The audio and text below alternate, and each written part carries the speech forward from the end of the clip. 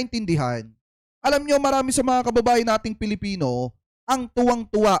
Kasi etong si Mary Jane Veloso, mga kababayan, bukod sa nailigtas sa death row, naibalik ng Pilipinas. Kasi kung tutuusin talaga, mga kababayan, etong si Mary Jane Veloso, kahit pasabihin na convicted ito dun sa pagdadala, mga kababayan, ng heroin na nahuli sa kanya dyan sa may Indonesia, yan po ay Pilipino pa rin na dapat mabuhay at dumaan sa tamang proseso.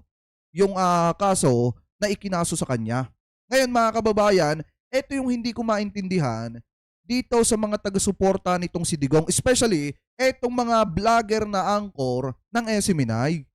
Bakit, mga kababayan, tila galit na galit sila dito kay Mary Jane Veloso at sinasabi na bakit ganun daw ang pagsalubong ng ating gobyerno dito daw po sa isang convicted criminal. Yan yung sinasabi, mga kababayan, nitong mga vlogger ni Duterte. Alam nyo, konti na lang iisipin ko kaya nagbigay ng basbas etong si Digong, mga kababayan, nung panahon niya para bitayin ng Indonesia etong si Mary Jane Veloso is para maipakita talaga ni Duterte, para maipakita talaga ni Duterte sa sambayan ng Pilipino na hindi niya kinakampihan pagka yung tao ay involved sa ipinagbabawal na bato kahit na, mga kababayan, biktima lang yung tao na yon. Para nga naman bumango yung pangalan ni Digong at yung kanyang war on drugs. Alam nyo, mga kababayan, sa totoo lang, hindi ko alam kung ano yung point dito nitong mga anchor na ito na vlogger ng SMNI. Kung bakit galit na galit sila dito kay Mary Jane Veloso. Ito, pakinggan natin, mga kababayan. Nasobrahan yata yung heroes welcome natin, di pala hero to, ano pala to? Teka, medyo parang nasobrahan yata yung heroes welcome natin, di pala hero to, ano pala to? Convicted pala ito. Convicted pala ito sa pagpupuslit ng droga. Teka, medyo sungit-sungitan natin ng... Eto, mga kababayan, etong si Mary Jane Veloso kasi masasabi natin na biktima lang yan. Kaya nga dapat mabuksan ulit yung kaso niya, mga kababayan, dito sa Pinas. At maituro niya, mga kababayan, yung nagpadala sa kanya nung maleta na nahuli sa kanya sa Indonesia. Kasi kung maituturo niya, mga kababayan, yung mga tao na nagpadala sa kanya nung maleta, mas may imbestigahan pa ng mas malalim ito kung sino ba ang nasa sa likod nung mga tao na nagpadala sa kanya nung maleta. Kasi baka mamaya, mga kababayan, yung mga nasa sa likod pala niyan, mga naging katropa din ni Digong. Kahit, dahil kung matatandaan natin, mga kababayan, hindi naman niya sa administrasyon ni Digong nangyari. Pero, yung mga tropa ni Digong, mga kababayan, matagal nang nasa Pilipinas. Kaya nga kung titingnan nyo, nung ipinagtatanggol minsan ni Duterte nung siya ay nasa kapangyarihan, etong si Michael Yang, di ba sinasabi nga nitong si Digong, mga kababayan, na si Michael Yang ay matagal na daw na nagdinegosyo dito daw po sa Pilipinas. So ngayon, mga kababayan, dapat etong kay Mary Jane Velosong ito, para malinis din yung kanyang pangalan, dapat maimbestigahan ulit yan at maituro kung sino yung mga tao na nasa sa likod nung nagbigay sa kanya at nagpadala nung maleta.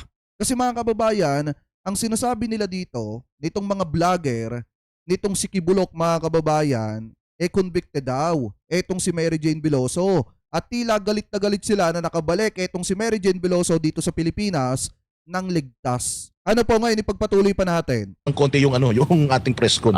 Bigo, sa bagay, Boss May Dino. bulaklak pa, saan ka naman? May bulaklak, may pa-flower pa. Sa bagay, may pamamarisan to Boss D. May pamantayan sila kay Castro. Convicted yun, pero inaaruga nila Di ba? Parang ganun din. Yan ang mahirap pagka yung mga vlogger ay naging anchor. Pag yung mga vlogger ay hindi dumaan, mga kababayan, sa pag-aaral bilang isang journalist. Ganyan ang nagiging komento at hindi nila pinag-aaralan at basta lang makapagbigay, makapagbatiko sa mga kababayan dun sa mga tao, hindi sila dun sa tao, mga kababayan, hindi muna nila inalam yung sitwasyon nitong si Mary Jane Veloso. Yan po, mga kababayan, si Mary Jane Veloso, masasabi natin na biktima lang yan ng pagkakataon. Kasi hindi nga naman niya alam kung ano yung laman ng maleta na nahuli sa kanya. Ibig sabihin, biktima lang yan, mga kababayan.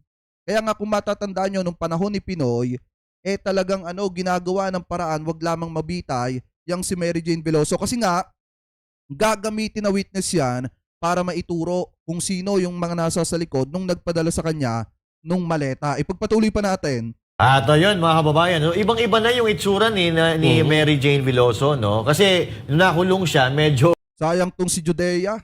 Mga kasamahan ko to dati, mga kababayan eh. bata-bata pa siya. So ngayon, parang medyo tumanda na siya sa loob ng ulungan. At yan, no? Good luck, no? But, Go ahead, Boss D. question, mga partner. Ah. Question lang, ba't ang bitter ng ano? Na? Ba't ang bitter ng DOJ? Gusto wala, nata nila sila lang sikat, no? wala tayong magagawa doon, Boss D, eh. Kasi etong mga to, hindi Kayo kasi yung bitter. Alam mo, Boss Dada, ganito lang yan eh. Kung gaano kalaki nung katawan mo, ganoon kalit ang utak mo.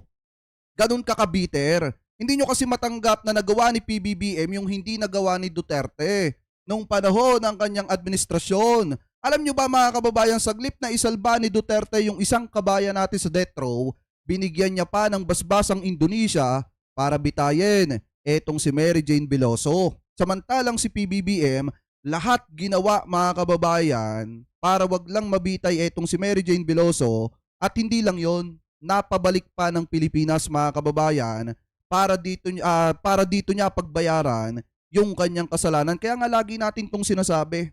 Alam nyo, walang kung tutusin, etong si Mary Jane Veloso mga kababayan, kahit nakakulong siya dito sa Pinas, at least ligtas siya mga kababayan sa possible na death row.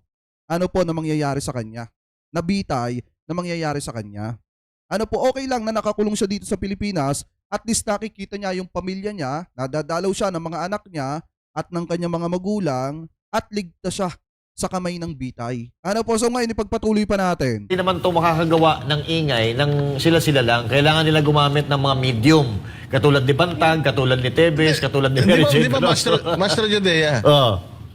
Master Judea, di ba, kailangan magpasalamat na lang din yung gobyerno natin. Kasi ang alam ko, nasa death row yata ito eh. Tama ba? Yes. Sa Nasa death row ito eh. Yes, noong panahon So, pasalamat na lang tayo na meron tayong naisalbang buhay. Yes.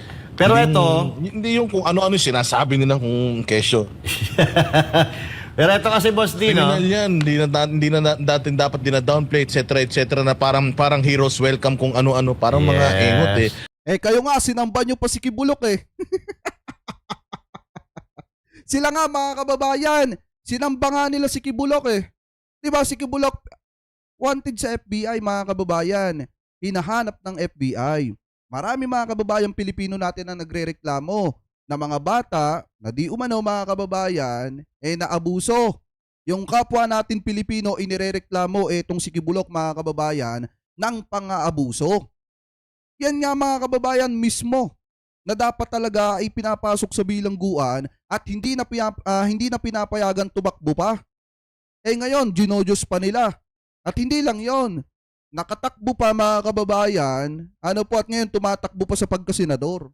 Eh nga, ginojos nyo pa nga yan eh. Eh mas matindi yan si Kibulok mga kababayan kaysa kay Mary Jane Veloso na biktima lamang ng pagkakataon.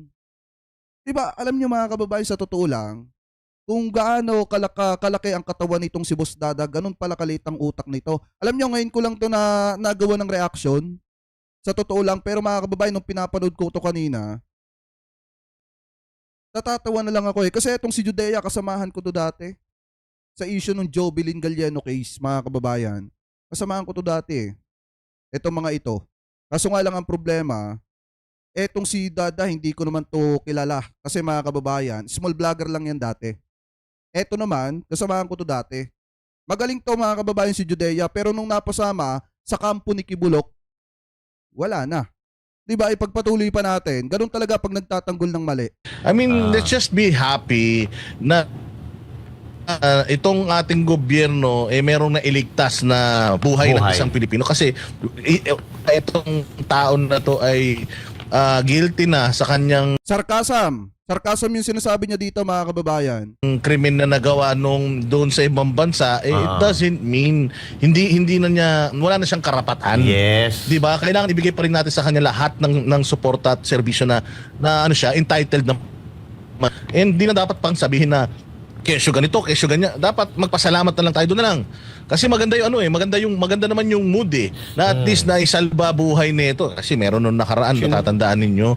na isang OFW na naabitay ng hindi yata namalayan ng gobyerno natin. Tapos parang sinasabi pa ng presidente pag pumunta Iba kasi yun mga kababayan eh. Yun nangyari sa isang kabayan natin. Iba kasi yun mga kababayan. Iyon, natalakay natin yun. Yun naman mga kababayan, ang issue naman nun, nakapatay ata yun. Eto mga kababayan, na yun yung issue nun. Ngayon, sinubukan na ng gobyerno natin gawin ang lahat. Inoperan pa ngayon ng blood money mga kababayan. Kaso talagang matigas yung pamilya. Ayaw magpaareglo. At ang gusto ng pamilya, yung Pinoy na pumitas ng buhay ng kanilang pamilya, ganun din yung mangyari, bitayin. Yun ginawa ng gobyerno natin ng lahat. Alam nyo, eto yung problema eh. Busdada, wag niyong baliin yung istorya. Kwento nyo yung tunay. Kwento nyo yung tunay. Sayang naman yung SC Minay, dati kinikilala yan. Pero nung napupunta kayo mga vlogger dyan, nagmukha ng ewan yan at tirahan ng mga fake news. Kwento nyo yung tunay. Ginawa ng gobyerno natin ang lahat para maisalba yung buhay ng isang kabayan natin na yon. Kaso nga lang ang problema, buhay yung inutang niya at ayaw magpaareglo ng pamilya. Kahit inopera na, ginawa na ng gobyerno natin lahat, inopera ng blood money, kaso ayaw talagang magpaareglo. Mga kababayan, ano po, pakitama na lamang po ko kung ako po ay mali. Ngayon, ipagpatuloy pa natin. punta kayo sa ibang lugar, kailangan kasi sumunod kayo, hindi yung matitigas ang ulo nyo. Parang sermonan pa tayo eh. Boss D, hindi mo nakita sa video, Boss D? Nandun si Utoy. Nandun si Utoy, pangiti-ngiti. Nagpasikat na naman si Utoy. Tingnan nyo, saan yung video? Play nyo ulit. Yun nga ang napansin ni Boss Dada eh. Medyo nagpabida-bida na naman sila. So ito, bigyan lang natin Boss D at Partner J ng konting kaalaman ng ating mga kababayan sa mga hindi nakakilala kay Mary Jane Veloso. Ito po ay nahatulan. Ito po ay drug mule, nahulihan ng droga sa airport ng Indonesia. At noong panahon ni Pangulong Duterte, nahatulan po ito ng bitay. At parang parang kinausap ni PRRD. Nasalba niya. Nasalba ni PRRD. Ops, parang mali ata yan. Wait lang. Ito mga kababayan. Ano yung sabi ni Ano yung sabi ni Judea? Wait lang. Ulitin natin 'to sabi ni Judea dito. Kinausap daw ni Duterte, ano daw? Duterte, nahatulan po ito ng bitay at parang parang kinausap ni PRRD. Nasalba niya. Nasalba ni PRRD yung pagkakabitay nito ni Mary Jane Veloso. At ngayon, tama yung sinasabi. Isinalba daw ni Duterte yung pagkakabitay ni Mary Jane Veloso. Ang pagkakaalam ko kasi mga kababayan, na nagsasalba dyan kay Mary Jane Veloso, si Pinoy. Yun ang alam ko mga kababayan ha. Pakitama na lamang po ko kung ako po ay mali. Kasi nga, ang katuwiran ni Pinoy, mga kababayan, is gagamitin itong si Mary Jane Veloso para maging witness mga kababayan, para maituro, maimbestigahan, maituro niya kung sino yung nasa sa likod ng nagpadala sa kanya ng maleta. Ano po na may laman na heroin. Ngayon mga kababayan, yung sinasabi nila na sinubukan daw isalba ni Duterte itong si Mary Jane Veloso, parang iba naman. Iba naman yung narinig kong balita mga kababayan. Ewan ko lang kung sino nagsasabi ng totoo, kung eto bang si Judea o eto mga kababayang etong si Widodo, dating presidente ng Indonesia. Kasi ang sabi dito mga kababayan Indonesia says Duterte has given it permission to execute Mary Jane Veloso. Hindi po isinalba ni Duterte. Nagbigay po siya ng permission, mga kababayan, ng permiso na bitayin itong si Mary Jane Veloso. O gusto nyo ng pruweba? Ito yung video mga kababayan, pakinggan natin. Juga sudah saya sampaikan mengenai Mary.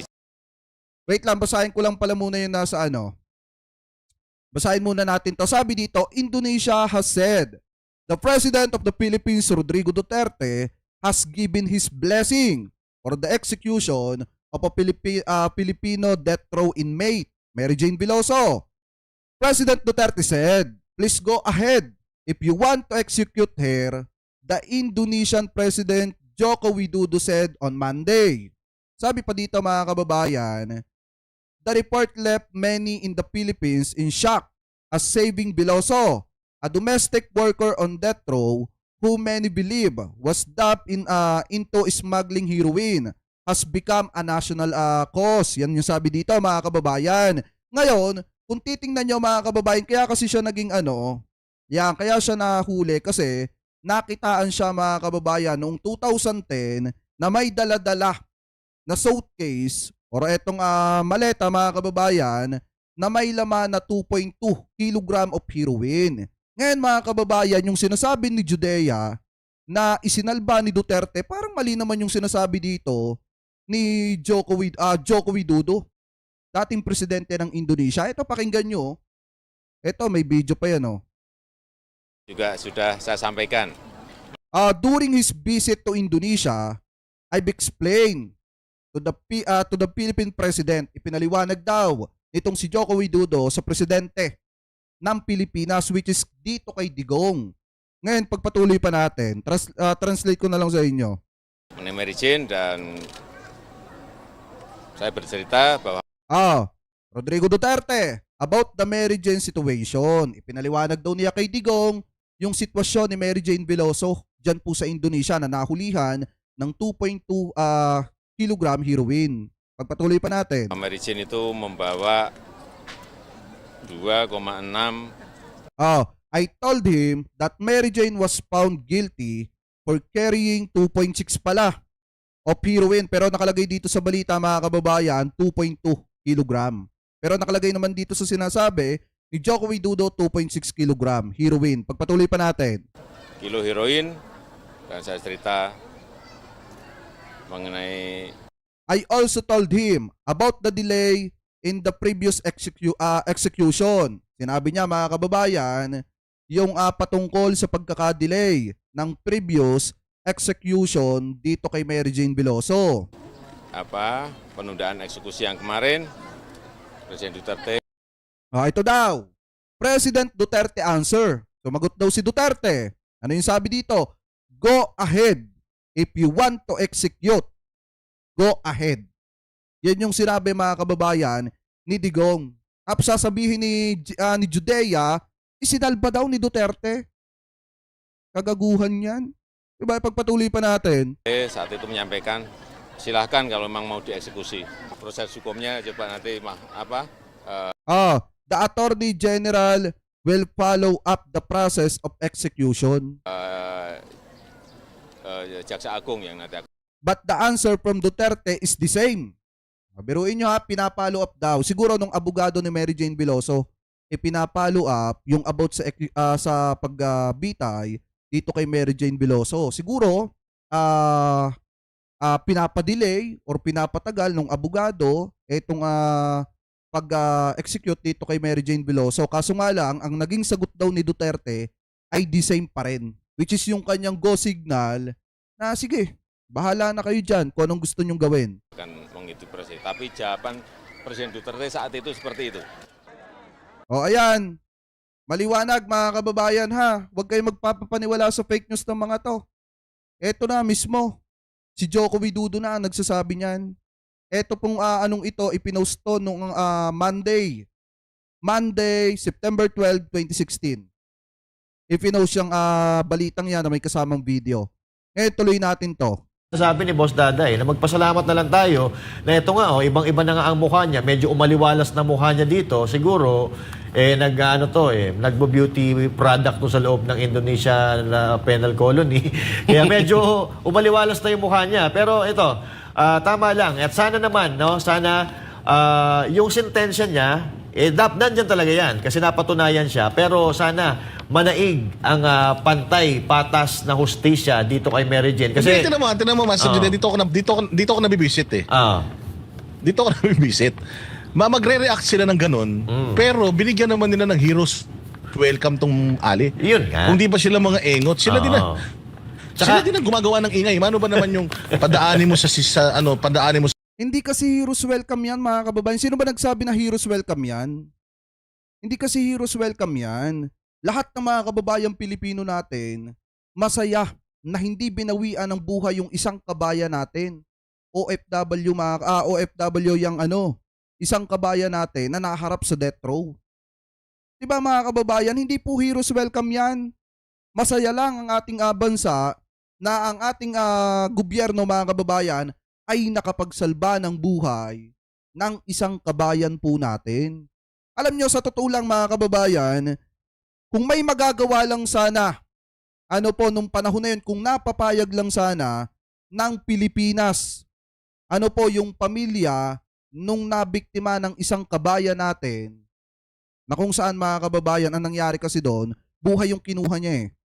Kaya siya nabitay. Alam nyo kung napapayag lang sana ng Pilipinas, kung naareglo lang ng Pilipinas yung pamilya noon, nung pamilya ng napatay nung isa nating kabayan, sana buhay yung isang kabayan natin na yun. Kaso nga lang, wala tayong magagawa pag ayaw magpaareglo ng pamilya. Pag gusto ng pamilya na yung kaporsahan, dun sa kumitil ng buhay ng isa sa kamag-anak nila ay ganun din, wala tayong magagawa mga kababayan. Hindi natin pwedeng isalba yun. Lalo na mga kababayan, napakatindi ng batas sa ibang bansa. Lalo na dyan sa mga Middle East mga kababayan. Sa mga Saudi Arabia, matitindi ang batas dyan. Ano po, kaya nga mga kababayan, kung naareglo natin yun, buhay yun. Kaso nga lang, ayaw magpaareglo ng pamilya. Tapos ngayon mga kababayan, eto papalabasin nila, heroes welcome yan. Sino ba nagsasabi na heroes welcome yan? Diba? Sila lang din. Sila lang din mga kababayan na nagsasabi niyan. Wala naman nagsabi sa gobyerno o kahit sa mga pro-government vlogger na heroes welcome yan. Sila lang po ang nagpapakalat niyan. Sa proseso, Yeah. iposas mo Oo. Wala kang postas, di ba? Kumbaga, sabi sa loob.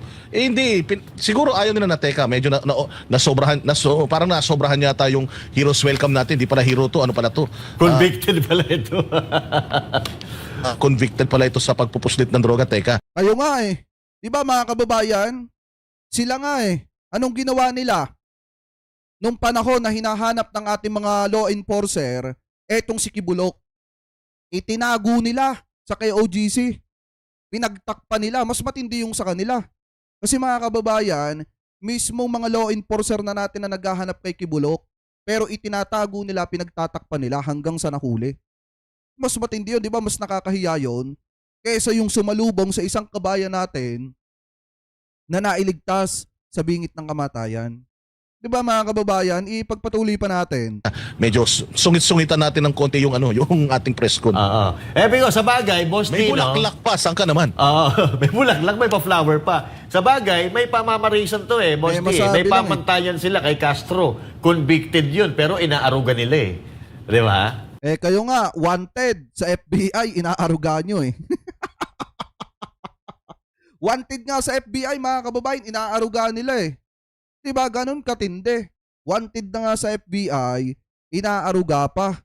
Tapos mga kababayan, kung ano-ano pa samot-saring kaso, ang naaaligasyon dito kay Kibulok, pero pinapanginoon pa nila. Sinasamba pa nila. Pinagtatanggol pa nila. Mas matindi yun. Diba, ipagpatuloy pa natin.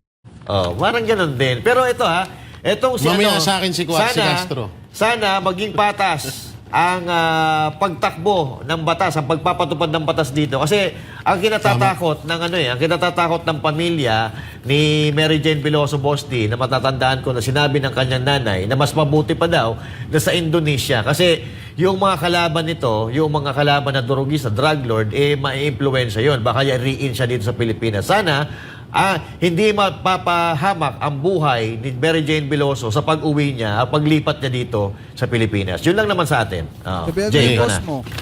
Doon sa may pagbigay ng bulaklak, hindi kaya binigyan siya doon eh. Eto mga kababayan patutunayan ko sa inyo na maliit ang nito, ang utak nitong si Jay.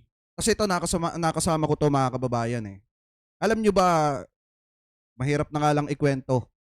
Pero alam nyo yung mga time na kasama ko yan, tatawag sa akin ng gabi, magpapa-research kasi hindi nga alam kung paano magbabalita, lalo na pagdating sa politics. Tapos nagulat ako mga kababayan, putik nagsasalita dito laban sa gobyerno. Dati mga kababayan, mahirap na nga lang magsalita. Anyway, pagpatuloy pa natin. Mahuling bulaklak. Masarap ba yung doon? Alin? Yung alam mo na. Masarap ba? Iba, ano ba lasa ng Indonesian Kwento mo naman sa amin. Ikwento mo naman sa amin. Ano mo naman sa amin kung ano ang lasa nun. Kaya binigyan ng bulaklak. Hindi, ito alam mo isa sa kinakatakot ko dito? Ano yan? Magandang pamamaraan to para kumbinsihin or pukawin ang puso ng bawat OFW. Kaya hindi malayong baka sa susunod sa susunod ng mga araw magugulat na lang tayo na parang gagawing pang ano ba, pang pukaw ng ano para sa kay Martin Romualdez. Malabo yan. Si Martin Romualdez, kahit anong gawin niya, wala. Talagang ano eh, talagang makikita nyo mga kababayan na organize sila eh. Para sirain si House Speaker Martin Romualdez. Bakit ba masyadong takot kayo kay Speaker Martin Romualdez? Tapos pagdating sa mga balita nila, pinapalabas nila na si House Speaker Martin Romualdez yung takot na takot kay Sara. Pero hindi nyo ba napapansin mga kababayan, dyan nyo makikita na organize sila para bakbakan si Speaker Martin Romualdez. Bakit mga kababayan? Kung matatandaan nyo, di ba nagkita-kita sila? Tinipon nga yun mga kababayan kasi nagkakagulo na nga yung mga vlogger. Ngayon mga kababayan, hindi nyo ba napapansin na kapag ka umaatake etong si Sara, sinong pinupunteriya niya? Si House Speaker Martin Romualdez. Sino yung pinupunteriya ng mga vlogger niya? Si House Speaker Martin Romualdez. Eto lang yung tanong ko dito mga kababayan. Kung alam pala nila, di ba sinasabi nila mahina?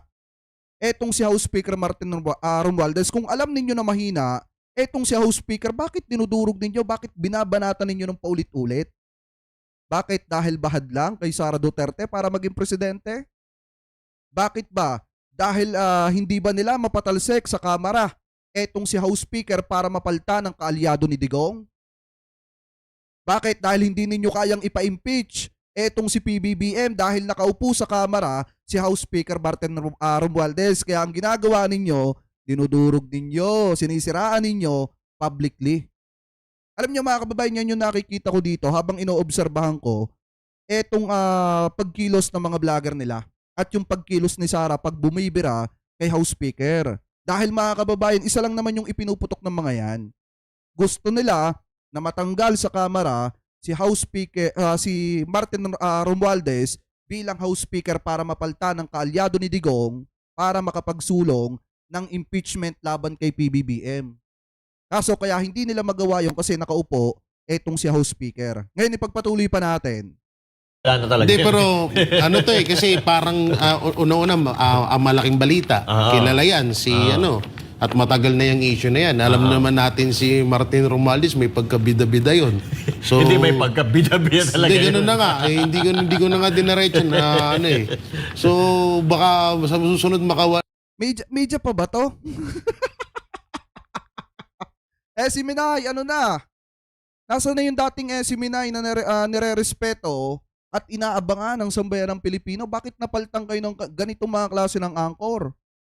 Na kung saan binababoy, winawalang hiya yung programa ninyo. Okay lang sa inyo? Okay lang kayo dyan? Binababoy, winawalang hiya yung programa ninyo? Diba? Pagpatuloy pa natin. Makalawa eh, baka siya na yung mag-ano yun. Kung ano na naman siya dyan, Mahirap mag-arte yan. na naman. Mga partner, ang mahirap niyan, baka mamaya gamitin na naman nila yan, sabihin. Yun na nga eh, yun yung pinupunto ko. Ang nagpadala, kaya inasikaso ni Duterte yung ano niyan. Baka kaya inasikaso ni Duterte yung kaso niyan kasi baka ano, Pwede rin. O baka bata ni Duterte yan. droga niyan. Baka hindi. Sila lang yung nagsasabi niyan. Pero yung sa ating kasi yung sinasabi natin nakabase dito sa balita mga kababayan eh. Kung ano kasi yung ano, tandaan nyo mga kababayan na pag tayo nagsasalita, kung ano yung nakita natin na source, yun yung, dyan lang iikot yung usapin. Hindi pwedeng lumabas. Kasi pag lumabas yan mga kababayan, pag lumabas na yan sa ibang usapin, na wala ka ng proof, fake news na ang magiging lakad niyan. Lalo na kung wala kang backup evidence. Kita nyo yung sinasabi ni Judea kanina, na nilalakad daw ni Digong para daw mailigtas itong si Biloso. Pero kita nyo yung sinasabi dito, 8 years, ilan ba to? 2016 to mga kababayan. Dito sa balita noong 2016. September 12, 2016. Na mismong sinasabi dito na hindi naman talaga iniligtas ni Digong si Mary Jane Veloso. Bagkos, siya pa ang nagbigay ng basbas para bitayin si Mary Jane Veloso. So doon pa lang mga kababayan makikita nyo fake news na etong banatae mga kababayan dito sa Minay. 'Di ba? Ipagpatuloy pa natin. Lahat Dikit na eh. No? Ano yan, alis go. Alis ko. Dikit sa mga Duterte. Oo. Kasi ganyan yan. At eto Kasi pa, ano, sige, ang mga sige, Boss Duterte D. ang talagang mga drug lords sa Pilipinas. Ganun yung Yan. mga pinalalabas nila. Ganun mga propaganda nila eh. Ganun ang propaganda nila eh. Pero wala naman naniniwala. Tingnan mo sa survey, lagapak sila. At eto pa, di ba sinasabi nila, convicted yan, di ba? Ba't yung isang convicted sa Congress pag-gala-gala? Nagkakalat ng basura dun. Nako, mukhang No? ano eh. Bakit naman yung wanted mga kababayan sa FBI nakakatakbo pa sa pagkasenador? Ako, nagtatanong lang naman. Hindi ko pinagtatanggol si Castro mga kababayan. Kung siya naman kung mapapatunayan naman talaga mga kababayan na dapat niyang harapin yung kanyang kasalanan at kung hindi na siya congressman, dapat niyang harapin yon. Wala tayong pakialam kay Castro mga kababayan. Pero ang tanong ko lang, bakit yung wanted sa FBI nakakatakbo pa? Di ba mga kababayan? Nakakatakbo pa sa pagkasenador. Ako, nagtatanong lang naman. Di ba, ipagpatuloy pa natin. Mukhang may magtatampo dyan. Hindi, wait lang Tima. Hindi kayo nasasaktan ng DOJ. Halimbawa, na may mga sinasabi sila about kay Biloso. Tapos si Biloso isang convicted. Hindi ba pumapasok sa isip nila na si Franz Castro convicted din?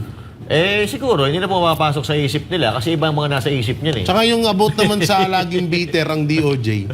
Lagi naman talagang bitter yan eh. Bitter. Lalo't pag medyo nawawala sila sa Sa spotlight. limelight. Nawawala yung mga camera sa kanila at iba yung bida. Gumagawa na eksena yan para para mapansin sila. Pero ako nagtataka ako, nasa na kaya yung alitag? Pero wag kayong mag-alala. Yung mga vlogger ni Digong, wag kayong mag-alala. Talagang mapapansin nyo ng matindi ang DOJ.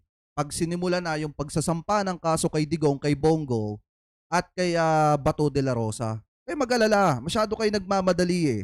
Pagka dumating na yung point na nag-iimbestiga na ang DOJ mga kababayan, dahil nga ipinaubaya na ni PBBM yung kung ano man ang gagawing investigasyon ng DOJ at kung ano man yung mga kasong isasampa kay Digong, kay Bongo, kay Bato de la Rosa, mapapansin nyo din ang DOJ at iiyak kayo habang pinapansin nyo ang DOJ. Ganun lang kasimple. Pagpatuloy pa natin. Aliktag-tag drug yung yung mga napakarami na huling droga. Hindi, di ba may balita doon? Di umano na parang sinarado na mga in-erase na. Binalita natin. Tapos yung yung driver parang baka ni-release na rin. ni-release na rin kasi wala na tayong balita. Nagtatanong lang naman. Kawawa Kasi, no? kasi unang-una, Alam mo kung history yun. History. Kaya may may karapatan tayo magtanong ng mga Pilipino. Kasi history yun. Si Marcos mismo nagsabi. Si Abalos na sinasabi nila, first in history of the Philippines na may napakalaking droga na Di ba journalist kayo? Bakit di nyo imbestigahan? Di ba mga kababayan? Journalist sila. Nandiyan dyan sila sa SMNI. Kala ko ba truth that matters? Bakit hindi nyo imbestigahan kung ano na nangyari doon? Para naman may mapatunayan naman kayo at hindi puro fake news lang at umaasa lang kayo sa impormasyon na galing sa iba. Bakit hindi kayo mismo mag-imbestiga? Di ba mga kababayan? Ganun lang kasimple. Naandyan kayo sa SMNI, nagbabalita kayo, di mag-imbestiga kayo. Diba, ipagpatuloy pa natin. Nahuli sila. At tinurn over sa checkpoint. Ay, hindi pala, nahuli sa checkpoint. Sorry. Alam mo kung bakit, Alam mo kung bakit nawala na yon? Kasi yung droga ngayon wala eh. Parang candy lang yan. Kasi sabi nga ni Police Brigadier General Pajardo na yung mga General yan, na pala yun, no? General na. Sabi Parang niya kailan yan, lang. yung mga yan, social worker, social user lang yan. Gumagamit lang yan ng mga ganyan para ma-extend yung kanilang energy, para mapalawig ang kanilang pagtatrabaho sa overtime nila. Huwag natin silang tingnan na masama. Alam na alam ni Judea, Ikaw ba, nanggaling sa pulis yun? Yung ganun, Sinabi ni Parde yan? Sinabi mismo yun. Di ba ganyan? Ba't parang napapansin ko mga kababayan, etong mga vlogger ni Digong, ba't parang lumulubog yung mga panga? Hindi, ako nagtatanong lang naman, tulad dito si Judea, ba't parang habang patagal ng patagal, Judea, papayat ka ng papayat, dati hindi ka naman ganyan. Pagpatuloy pa natin. Na ganyan din sinabi ni Marbil. Yun nga eh. Ginastify niya yung sinabi ng amo niya ni Marbil. So ibig sabihin pala, kinampihan niya. ibig sabihin pala ako, katulad ko, vlogger ako. So para dumami yung upload ko, titira ako, ganun. Pwede. Kasi social user So ka ibig lang. sabihin, hindi illegal yun. Legal yun. Tumitira ka naman. nga. Dahil ano eh, Illegal pero okay lang. okay lang. Social user ka lang naman. Kailan naging okay ang illegal? Justifiable daw, justifiable. Biktima ka lang. Kaya nga, dapat yung nahuli doon sa alitagtag, iayuda na lang natin yun doon sa mga social user. Kasi nag-extend lang naman sila ng energy eh. Ipaitit mo kaya kala Marbil lahat yun, yung 13 billion na ano. Nagulat ako eh. Galing talaga yan sa bibig na Police Brigadier Nakakagulat, General Jane Pajardo. Nakita ko, sabi ko, talaga naman. No. Talagang i-justify at kakampihan talaga. But anyway, Pero may inihiling ako. sige. May Banatan mo. inihiling ako talaga. Lahat ng nangyayari dito Kita nyo ha, alam na alam nila mga kababayan yung ginagawa sa Pulburon. Alam na alam nila. Kahit si Jay Guevara mga kababayan, parang alam na alam ni paring Jay. Hindi ako nagtatanong lang naman. Kasi alam mo mga kababayan, sa totoo lang, kung ikaw ay nasa tamang katinuan, di ka papatol ng 13 years old. Di ka papatol ng ganon.